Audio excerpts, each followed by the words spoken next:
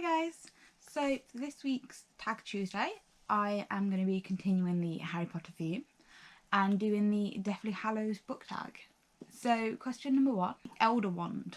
The most powerful wand in the world, said to be unbeatable during duels. Name 3 of the most powerful books you've read. So some of these are going to be YA books throughout this tag and some of them aren't, because I'm just putting down the first ones that come to mind. And for me personally, well, let's start with the YA one. First YA book that comes to mind is A Court of Thorns and Roses by Sarah J Maas, because when I first read this, originally I didn't think I was going to like it because I'm not really into Beauty and the Beast retellings, but I listened to it in an audiobook and I couldn't put it down. I got hooked immediately and I listened to the whole trilogy within a week. And it's something that stayed in my head. I'm obsessed with it still. I'm going to carry on listening to it over and over again. And it's one that if anyone asks for a recommendation, it's always one that I say. So that's definitely an Elder Wand book for me. And the next 2 that I think of aren't YA, but they are very much important to me. And that is Pride and Prejudice by Jane Austen and Birdsong by Sebastian Faulks. Both of these I read while I was at school doing my A-levels. I think they just both spoke to me in different ways. Like Pride and Prejudice was the first proper literature book that I read, and it was unbelievable, and I still know the quotes of it. I love the characters. I've just recently studied it again at uni, but in a different way, and I got so obsessed. We were reading the play, and while we were reading the play, I reread the book. I watched the TV programme, I watched all the film adaptations, and I could just completely immerse myself in this world and did all the research into this era, and it was just amazing. Like, to just spend 10 weeks living in Jane Austen. I think that's always going to be a powerful book for me. And the other one was Birdsong by Sebastian Faulks. It's another one where I had to read it for my coursework. We had to read a book set in war, and I was not looking forward to it because I thought I was just going to hate it. And I got into it and it was so gripping and so detailed, and it was so moving as well, which I wasn't expecting. It was just so emotional, so powerful. I'm never going to get over that book, ever. I can't even describe how it made me feel. So number 2 is the Resurrection Stone. So a stone with the power to temporarily bring back those who have died. Name 3 books that should be resurrected. These are going to be books that I haven't read in years and that I really want to reread, but I'm scared to because I feel that my opinions might have changed because I loved them when I first read them, but I don't want to. I want to reread them, but then I don't want to reread them and not like them. So I'm going to say the Selection series by Kira Cass, because that was kind of just a childhood fantasy all wrapped up in one, as being like girl power. You've got princesses, you got a really kick-ass female lead who doesn't actually want to be with the prince, which is amazing, and then she does, and it's great.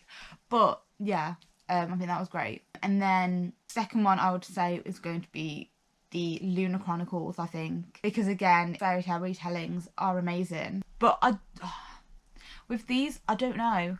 I think I need to reread them when I'm in a different mindset, because they were very much... I didn't always like the fact that you fell in love with one character and then the next book was a different character. And yeah, they met up and you did involve them, but it kind of threw me a bit. And I read them all and I loved them all, but I think I need to kind of reread them and be prepared for that and be like, okay, I know this is going to happen. It might, I don't know. I think that's going to be one that I'm either going to love or hate, but we'll see. And then third, I don't know whether many people have read or whether that's just me, because every time I've asked people or recommended it, people are like, I've never heard of that. And that's Hexhall by Rachel Hawkins. I love this series. It is an amazing series. It was great. It was a really quick read for me, which I just found online, and I kind of just read the whole trilogy within a matter of 1 or 2 days. I don't know. I've read them a couple of times since then, and I don't know whether it's because different mindset and all that I haven't loved them as much. But I would love to go back to that first time I read them and to have that feeling again. And I really want to try and do that and be just completely this is the only thing I'm reading. Probably doesn't help that half the time I do have a couple of books at a time that I'm reading. Yeah, they are the 3 that I want to try and resurrect from my bookshelf and try and reread, but we will see. And number 3 is the invisibility cloak. Passed through generations, the cloak has the ability to make its wearer invisible. Name 3 books that you want to pass on and share with your children, family, friends, etc. So these are quite easy ones for me. Obviously, number 1 has got to be Harry Potter by J.K. Rowling. Like, you can't, it's my life. It really is. So yeah, Harry Potter is literally, we don't even need to go into that. It's like, yeah, my sister's having a baby in a couple of months and I am already buying her plenty of Harry Potter onesies, and I'm planning when I can take her to the studios and when she's old enough to read the books and watch the films. And yeah, this is, yeah. Next up is one that I haven't read all the books, but I plan to, and it's the whole world that I plan to pass on rather than just a book series, and that is the Shadowhunter world and like the Chronicles by Cassandra Clare. I have only read Inferno Devices and Dark Artifacts at the minute. I do plan on reading Immortal Instruments and obviously all the new series as well. But I think the whole world in itself is a great one to pass on. Like, the most memorable quote is, all the stories are true. And that's what you want, especially when you're a kid. All you want is to know that you can have as much of an imagination, and yeah, I just think they would be amazing. And the 3rd book series that I would pass on is The School for Good and Evil by Chanin.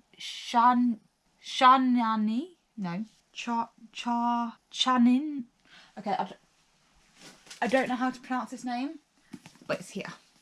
That one. So this book series, because again, it's fairy tale, they're redone, and I haven't actually finished the trilogy. I've only read the first 2, which I do have all 3, and I'm planning to finish it at some point this year, hopefully. And obviously the new ones are coming out still. But I just think they're great ones to pass on. They're great ones for just getting into that whole, if you want to read something but you don't want to, kind of in between, it's fantasy but it's also fairy tale. It's one of them. It's a nice read for like young adults or for kids, and I just think, yeah, it'd be a great one to pass on. So yes, that is my Deathly Hallows book tag. Let me know what your book recommendations would be, what books you would pass on, and so on. And yeah, I will see you guys next time. Thanks for watching. Bye.